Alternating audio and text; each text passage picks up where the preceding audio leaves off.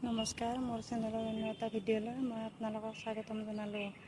এইকেইদিন সঁচাকৈ ইমান গৰম দিছে, কেনেকুৱা গৰম পাইছে জনাবচোন। বাপৰে, একদম অসম্ভৱ গৰম।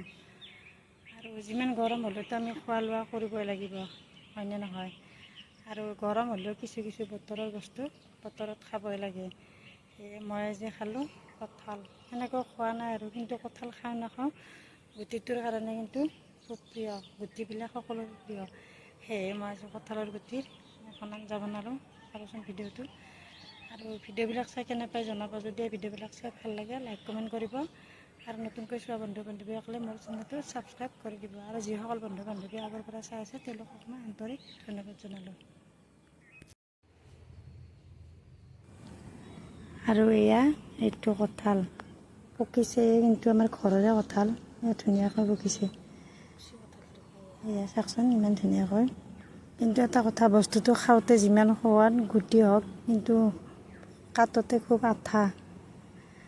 আচলতে মই গুটিখিনি উলিয়াই, আৰু এইখিনি গুটি মই এনেদৰে উলিয়াই লৈছোঁ। এয়া মই দালিত দিম।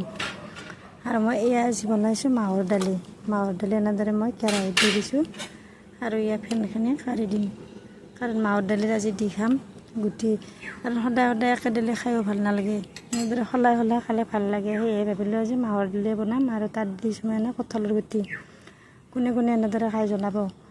আৰু এতিয়া মই এই খাৰখিনি দিয়াৰ পিছত ফেনখিনি কাঢ়ি দিছোঁ, কাৰণ ফেনটো থাকিলে ভাল নালাগে, আৰু এনেকৈ খাৰ দিয়াত অলপ ফেনটো বেছিকৈ ওলায়। সেয়ে মই কেৰাহীত বহাই এনেদৰে ফেনখিনি কাঢ়ি দিছোঁ। তাৰপিছত এনেকৈ ফেনখিনি কাঢ়ি দিয়াৰ পিছত মই কুকাৰত দি 3টামান হুইচেল যাবলৈ দিম, কাৰণ মাহৰ দালিটো অলপমান সিজাতে বহুত সময় লাগে। সেইকাৰণে মই কেৰাহীত এইকাৰণে দিছোঁ, কাৰণ ফেনখিনি কাঢ়িব সহজ হ'ব সেইকাৰণে।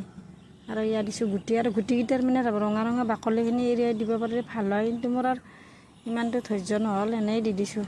কাৰণ তাৰপিছত এইফালে মোৰ দালিখন তেল মৰাৰ কাৰণে এয়া মই দিছোঁ শুকান জলকীয়া, নহৰু আৰু পিঁয়াজ। আৰু মই কুকাৰত দিয়া আগতে কৈছোঁ হুইচেল দি পেলাই এনেদৰে সিজাই লৈছোঁ, নহ'লে কেৰাহীত অলপমান বেছিকৈ টাইম লাগিব। তাৰপিছত ইয়াত দি দিছোঁ, তেল দি দিলোঁ। আৰু ইয়াত মই দি দিছোঁ এইখিনি আদা বটা, কাৰণ মাহৰ দালি বুলি ক'লে আদা, নহৰু আৰু মাহপাত, শুকান জলকীয়া এইবিলাকে মাহৰ দালি বেছি সোৱাদ কৰে। সেয়ে মই এইখিনি আদা দি দিলোঁ। আৰু এইফালে মোৰ দালিখন হৈ গৈছে। কোনে কোনে এনেদৰে খাই জনাবচোন, মাহৰ দালিত খাৰ দি। আৰু আমাৰ দালিখন হৈ গৈছে সুন্দৰ, কাৰণ কঁঠালৰ গুটি দিলে এনেও খাবলৈ ভাল লাগে, মাহৰ দালি হওক মচুৰ দালি হওক।